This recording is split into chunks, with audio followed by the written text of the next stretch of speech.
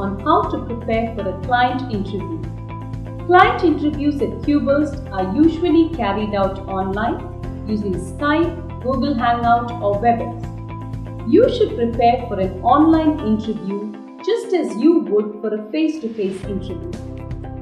The guidelines provided below will give you a fairly good understanding on how to conduct yourself in the interview and come across as confident, assertive and capable of expressing yourself well.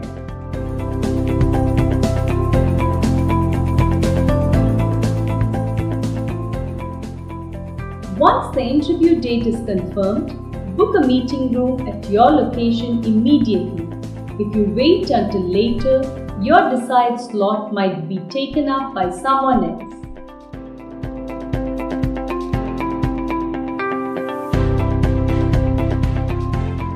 They will make sure that Skype, WebEx or any technology used for the interview is working. They will also test microphone and camera to ensure you will be able to proceed without a hitch. Be in the meeting room 15 to 20 minutes before your interview along with the systems admin to do one final round of testing. A note for systems admin: ensure that all systems used for client meetings have a legitimate version of Windows with Microsoft Office installed. Some clients will send across a document which they expect us to open and share screen with them during the interview. Pop-up messages indicating a pirated copy will definitely make us look tacky.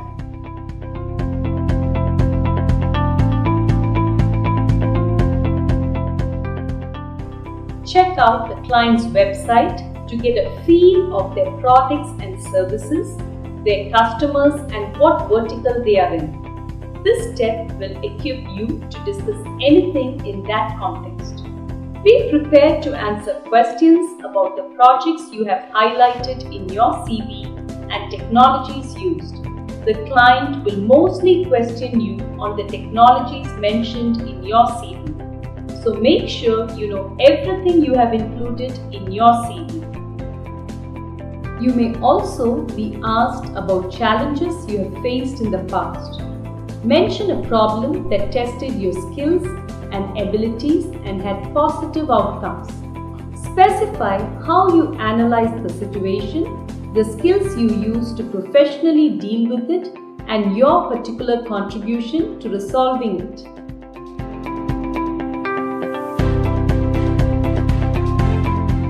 Most of our clients are from the US or UK. If you are unfamiliar with these accents, spend some time watching videos where people talk with the kind of accent you have trouble understanding. This will help you understand the client better and you won't need to keep asking them to repeat their questions.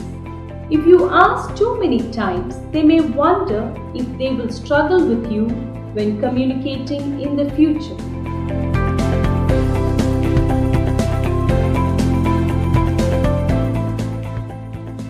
Practice.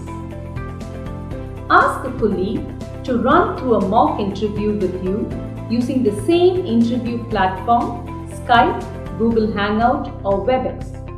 In addition to testing the platform, your colleague can tell you whether you are adequately seen and heard, how the lighting is, how you appear on the camera, and whether you appear professional.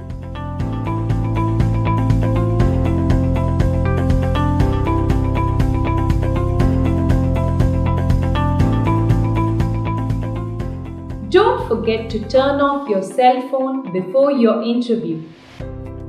It's not enough to put your phone on vibrate.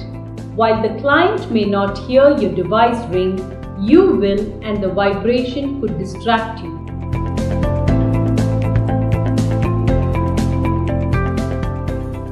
If you're attending a video interview where the client can see you, you need to be aware of your body language in order to create a good impression. Sit up straight, look at the webcam and not at the image on your computer screen, and don't slouch, yawn or fidget.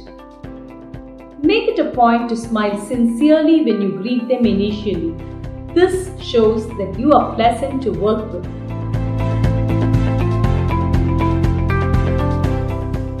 If you're asked to briefly introduce your entire work experience, take 30 seconds to explain all major points, client names, and contributions you have made. You could practice this by writing down the exact content and reading it aloud in front of a mirror.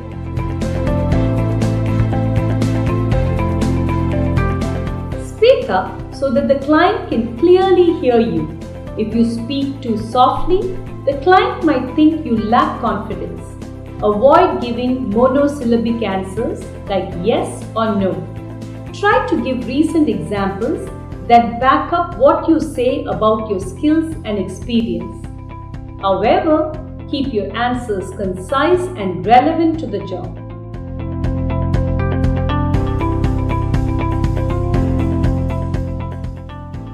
Whenever the client is speaking, don't interrupt them. Wait for them to ask the whole question before jumping in with an answer. This shows that you have good listening skills.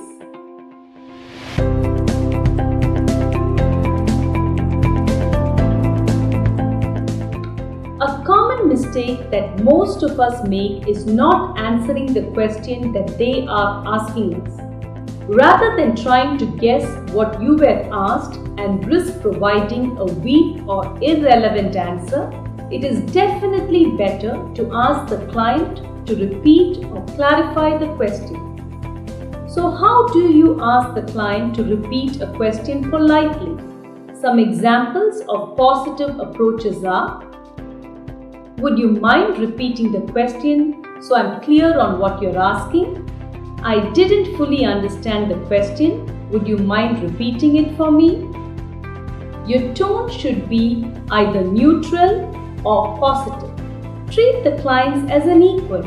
Don't sound apologetic or defensive if you can't answer all their questions.